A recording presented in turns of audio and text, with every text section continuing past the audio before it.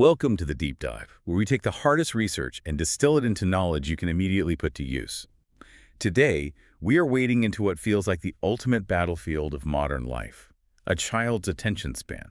It really is. And it's an attention crisis driven by two completely opposite trends. On one side, you have this explosion of screen-based tech that demands constant, effortful attention. And on the other, a generation that is spending drastically less time outdoors. And the data doesn't mince words. We know that problematic screen time is linked to, well, a whole list of bad outcomes: behavioral issues, emotional stress, problems with sleep. Exactly. But then you look at nature exposure, and the relationship just flips on its head. Time in natural spaces actually promotes cognitive restoration. It measurably reduces both physiological and, psychological stress. But the real insight here isn't just that nature is nice. It's that nature is probably the most powerful cognitive repair tool we have. And that is our mission for this deep dive. We're going beyond the anecdotal into the hard science that proves why natural spaces aren't just playgrounds. They are precision-engineered educational tools. We're going to uncover the cognitive magic behind what happens when we step outside. We'll reveal the quantifiable benefit. And we're talking about potentially doubling a child's sustained focus. And then we'll give you a practical design blueprint for what we're calling the restorative backyard classroom. We're essentially translating some pretty advanced environmental psychology into an actionable framework, turning that overlooked patch of green into real cognitive capital. Okay, so let's start with the root cause of the problem. What's happening inside the brain when we feel so completely overwhelmed? It actually has a clinical name: directed attention fatigue, or DF. Right. And you should think of directed attention like a muscle. It's the capacity you use to force yourself to focus, to ignore your buzzing phone, to sit still during a lecture, or to push through a really challenging homework problem. Modern life, especially for a kid in a structured school environment, is just continuously exercising this one muscle. And just like any muscle, if you use it too much without any rest, Hmm. it gets exhausted. Precisely. And when you hit DA, you get that classic breakdown. Irritability, no impulse control, the inability to concentrate, which is, it's just disastrous for learning. The science that explains the antidote is called attention restoration theory, or ART. It was pioneered by the Kaplans decades ago. And the genius of art, as I understand it, is that it suggests nature doesn't demand that same kind of effortful, directed attention. Exactly. Instead, natural environments facilitate an effortless kind of brain function. It's a gentle, involuntary engagement that allows your directed attention capacity to finally rest and replenish itself. It's the perfect recovery mechanism. It is. But just being outside isn't quite enough. ARC outlines 4 essential psychological properties a space needs to have to really maximize that restoration. And the core engine, the most important one, is soft fascination. Soft fascination. That's that gentle lure that sort of captures your attention without demanding focus. Yes.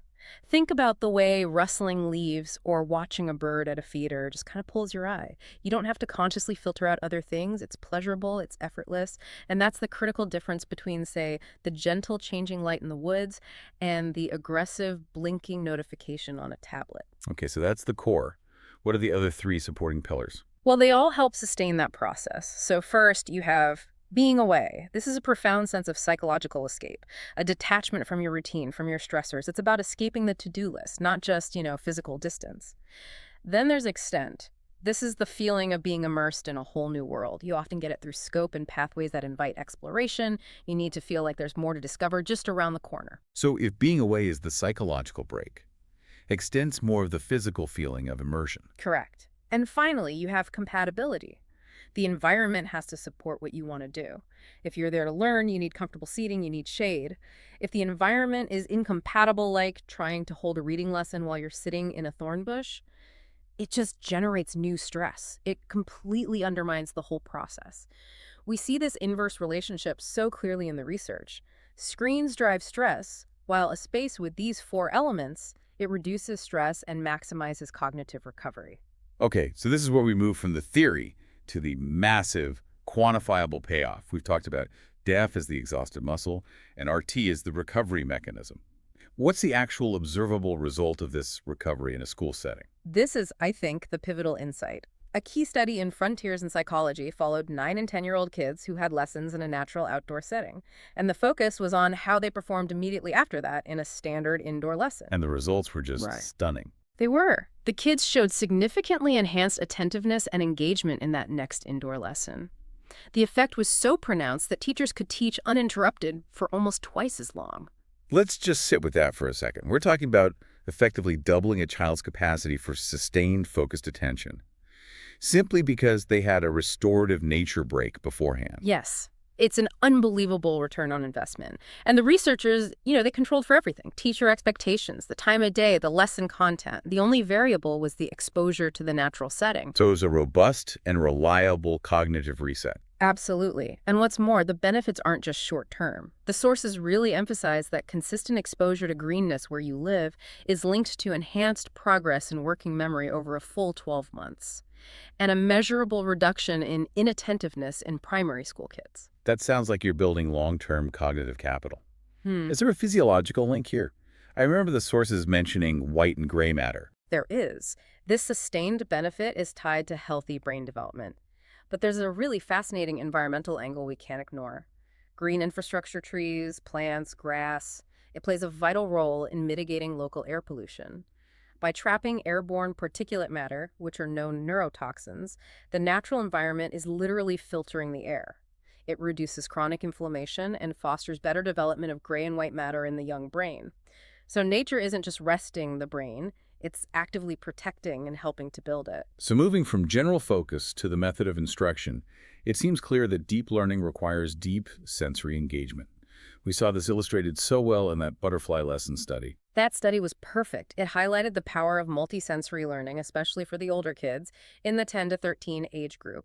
They found that learning gains were significantly greater on questions about concepts that involved more than just sight and sound, specifically concepts that involved smell and touch. I remember the example of the giant swallowtail caterpillar, the kids who could actually interact with it and smell its defensive odor. That specific scent, they showed dramatically better retention. Exactly. Olfaction, our sense of smell, is intimately linked to the hippocampus and the amygdala. It promotes both short-term recall and long-term memory formation. When you layer a specific scent onto a lesson, you're creating a memory marker that sight and sound alone just can't replicate. But this same research introduced what we might call the distraction paradox. If we're designing for soft fascination, how do we stop that gentle lure from becoming overwhelming for younger kids? The study noted that the 7 to 9-year-olds in the butterfly house actually experienced too much sensory input. They got overly distracted and it hindered the lecture. That is a critical tension in design. And the problem comes up when the environment promotes high arousal excitement. Live animals moving fast, loud noises, constant novelty rather than soft fascination. It mirrors other research showing that overly decorated indoor classrooms can reduce learning gains because there's just too much visual chaos. For younger kids, the key is structured engagement. Low arousal, focused activity, and smaller groups. Which brings us right to logistics. We can't just think about the plants. We have to think about the structure of the class itself. Absolutely. The logistics are part of the environmental design. The study showed a direct link between smaller group sizes and higher learning gains. Camps with 10 or fewer students had significantly better outcomes than those with 20-plus kids and really high student-to-counselor ratios. Focused attention requires focus management. And we should also acknowledge the foundational role of the family here. The sources were clear that a parent's own connection to nature was the single strongest predictor of their child's engagement. It speaks volumes, doesn't it? No matter how perfectly designed the space is, a child's attitude toward it is fundamentally shaped by their parents' own attitudes and encouragement. This brings us to the design phase. So how do we take these 4 abstract pillars of attention restoration theory? Soft fascination, being away, extent, and compatibility, and transform them into a practical, implementable design, the restorative backyard classroom. We translate RT up into 3 functional zones that all work together. Let's start with Zone 1, the core restoration engine. This zone is dedicated entirely to soft fascination. Okay, what are the key elements for this zone? It needs to be multisensory and low effort. So we'd recommend incorporating diverse textures, like the velvety feel of lamb's ear or the fine silvery detail of dusty miller. Use calming, fragrant herbs like lavender.